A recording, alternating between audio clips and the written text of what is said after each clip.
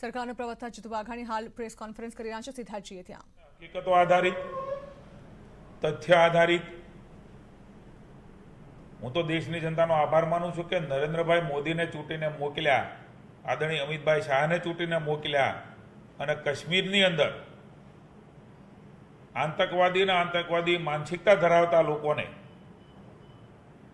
એ આપણા લશ્કરના જવાનોએ એ બતાવ્યું અને એમના કારણે આજે કાશ્મીરમાં શાંતિ સ્થપાઈ રહી છે। ત્યારે ફરીવાર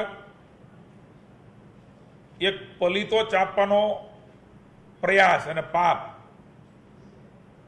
એ કેજરીવાલજીની એન્ડ કંપની જે નાટક કંપની છે, જૂઠાણા કંપની છે, અપપ્રચાર કરીને જૂઠાણા ફેલાવવા, નાટકો કરવા એ પ્રકારે દેશમાં પ્રસ્થાપિત થયું છે। ત્યારે હું આભાર માનું છું દેશની જનતાનો કે નરેન્દ્રભાઈ ચૂંટાણા એટલે ધ કાશ્મીર ફિલ્મની અંદર પંડિતોને જે બર્બરતાથી કાઢી મૂકવામાં આવ્યા હતા, દેશમાં વર્ષોથી તમારા સૌ મીડિયાના માધ્યમથી રેકર્ડના આધારે એ પંડિતો દિલ્હીમાં કેવી રીતે રહ્યા એ દેશની જનતાએ જોયું છે। હું કેજરીવાલજીને કહેવા માંગુ છું કે તમે શું એ નથી જોયું દિલ્હીમાં? એને કેવી રીતે આશરો આપવાનો હતો, કેમ કાશ્મીર છોડવું પડ્યું હતું, શું એ જૂઠું હતું? એ પરિવાર, એ કુટુંબ એ ત્યાં રહેતું હોય, એનો વ્યવસાય હોય, એમની માલ મિલકતો હોય, જમીનો હોય, શું તમને કોઈ આ રીતે કાઢી મૂકે બર્બરતાપૂર્વક દિલ્હીમાંથી તો તમને ખબર પડે? સંવેદના અને વેદનાની વાતો કરવી અને નાટક કંપની તરીકે નાટક ચલાવવું એમાં બહુ મોટો ફરક છે।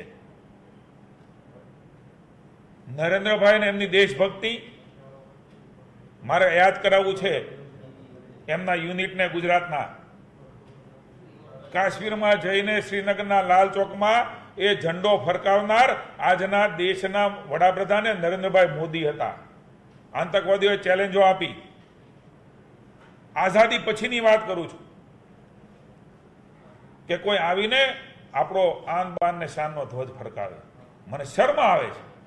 શું એ ભૂલી ગયા?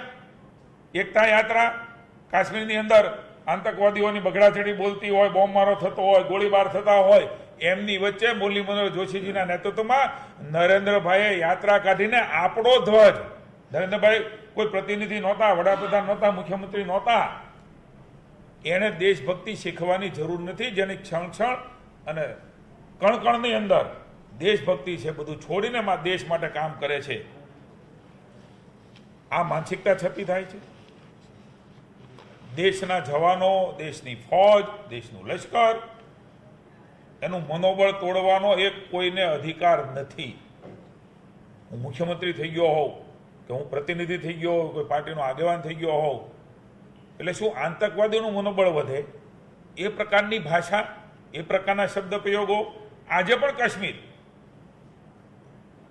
એ આ માનસિકતા ધરાવતા લોકોને લશ્કર દબાવી રહ્યું છે, એમને શાન ઠેકાણે લાવે છે। ત્યારે શું તમારે ફરી વખત આ આતંકવાદી પ્રવૃત્તિઓને પ્રોત્સાહન આપવાનું કામ એ લઘુમતી વોટ બેંકની રાજનીતિ માટે કરવું છે? વોટ બેંકની રાજનીતિ એનાથી ઉપર દેશ છે।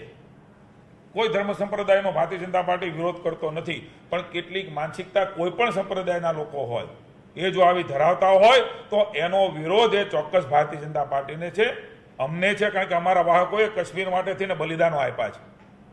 કેજરીવાલજી બતાવે એના કયા વાહકોએ કાશ્મીર માટે બલિદાન આપ્યા છે। એક દેશ में दो विधान, दो संविधान, दो निशान नहीं चलेगा।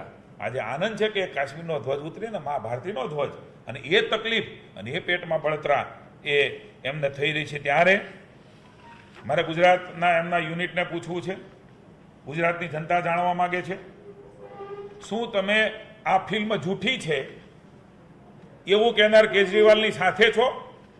આ રાજ્યની જનતા એ દેશભક્તિ સાથે વરાયેલી જનતા છે।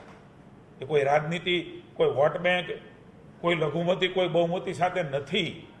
અહીંયા ગાંધીજી અને સરદાર વલ્લભભાઈ પટેલ જન્મ્યા છે। આ ધરતી અનેક લોકોએ દેશભક્તો આપ્યા છે, શહાદતો વોરી છે.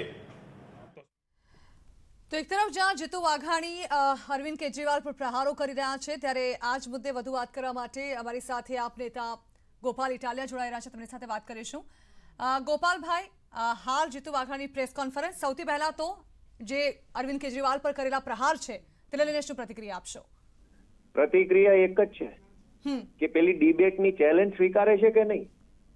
ત્યાં તો એમને ડર લાગે છે શિક્ષણ ઉપર ચર્ચા કરવામાં, સ્કૂલ ઉપર, શિક્ષકો ઉપર, વિદ્યાર્થી ઉપર ચર્ચા કરવામાં જીતુભાઈ વાઘાણીને ડર લાગે છે અને કાલે તો ભાગી ગયા. ચેલેન્જ સ્વીકારવાની હિંમત નથી. અને હવે જયારે આવો વિષય આવ્યો છે કે જેમાં ફક્ત ખાલી હો હલ્લો જ કરવાનો છે, તો આગળ આવીને પ્રેસ કોન્ફરન્સ ને આમ તેમ કરે તો જીતુભાઈને તમારો સીધો સવાલ છે કે પેલા ડિબેટ સ્વીકારો, હિંમત હોય તો ચર્ચા કરો અને દિલ્હીના શિક્ષણ અને ગુજરાતના શિક્ષણ ઉપર ચર્ચા કરી બતાવો જો તમારામાં હિંમત હોય તો. પલિતો ચાપવાનો પ્રયત્ન કરી રહ્યા છે અરવિંદ કેજરીવાલ, તેવા પણ જે આક્ષેપ છે તે જીતુ વાઘાણી દ્વારા કરવામાં આવ્યા છે. બધા જ આક્ષેપના જવાબ આપવા માટે મનીષ સિસોદિયા તૈયાર છે. જીતુભાઈને પૂછો કે સમય, સ્થળ અને તારીખ આપે. પલિતો ચાપે છે કે શું ચાપે છે એનો જવાબ મનીષ સિસોદિયા ગુજરાતમાં આવીને આપશે. જીતુભાઈનામાં હિંમત હોય, એને કામ કર્યું હોય ને ભાજપની સરકારમાં એટલી બધી તાકાત હોય તો સમય, સ્થળ અને તારીખ આપે. ફિલ્મ કાશ્મીર ફાઇલ્સ ને લઈને વાત કરી છે જીતુભાઈએ, તેને તો હું એ જ વાત કરું છું ને કે શિક્ષણ મંત્રી છે કે કાશ્મીર ફાઇલ મંત્રી છે, કયા વિષયના મંત્રી છે પોતે?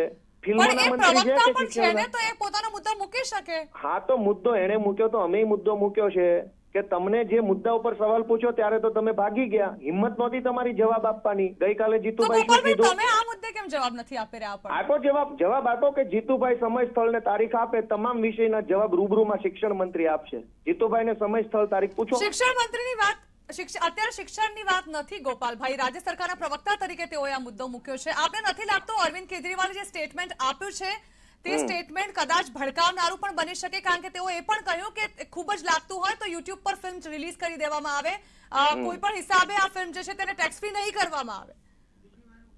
તો અરવિંદ કેજરીવાલ જે નિવેદન આપ્યું છે એનો જવાબ પણ મનીષ સિસોદિયા ગુજરાતમાં આવીને આપવા માંગે છે. જીતુભાઈ સમય, સ્થળ ને તારીખ બતાવે. ગોપાલભાઈ, તમે નહીં આપો કોઈ જવાબ? અરે જેને બોલ્યા છે પોતે આપવા માંગે છે તો એમને શા માટે જીતુભાઈ ભાગે છે? એમનાથી શું કામ ડરે છે? જીતુભાઈ કેજરીવાલ બોલ્યા છે ને કાશ્મીર ઉપર અરવિંદ કેજરીવાલ બોલ્યા છે. કેજરીવાલજી જે બોલ્યા છે એના જ ઉપર જવાબ આપવા માટે મનીષ સિસોદિયા ગુજરાત આવવા માંગે છે તો જીતુભાઈ સમય, સ્થળ ને તારીખ આપે. ચલો, ખૂબ ખૂબ આભાર. જી ગોપાલભાઈ, ખૂબ ખૂબ આભાર અમારી સાથે જોડાવા બદલ. તો ફિલ્મ કાશ્મીર ફાઇલ્સને લઈને એક વિવાદ ઉઠ્યો જેનો સંસદમાં કેજરીવાલે મુદ્દો ઉઠાવ્યો. દિલ્હીની જનતા અહીં પણ આ ફિલ્મ જે છે તે ટેક્સ ફ્રી કરવાની લગાતાર માંગ કરી રહી છે. જોકે તેમનું કહેવું હતું, અરવિંદ કેજરીવાલનું તેમનું કહેવું હતું કે ફિલ્મ જે છે તે સોશિયલ મીડિયા પર બતાવી દેવામાં આવે, ટેક્સ ફ્રી ન કરી શકાય. ત્યારે હવે આ મુદ્દે રાજકારણ શરૂ થઈ ગયું છે, જેને લઈને રાજ્ય સરકારના પ્રવક્તા જીતુ વાઘાણી દ્વારા આજે એક પ્રેસ કોન્ફરન્સ કરવામાં આવી.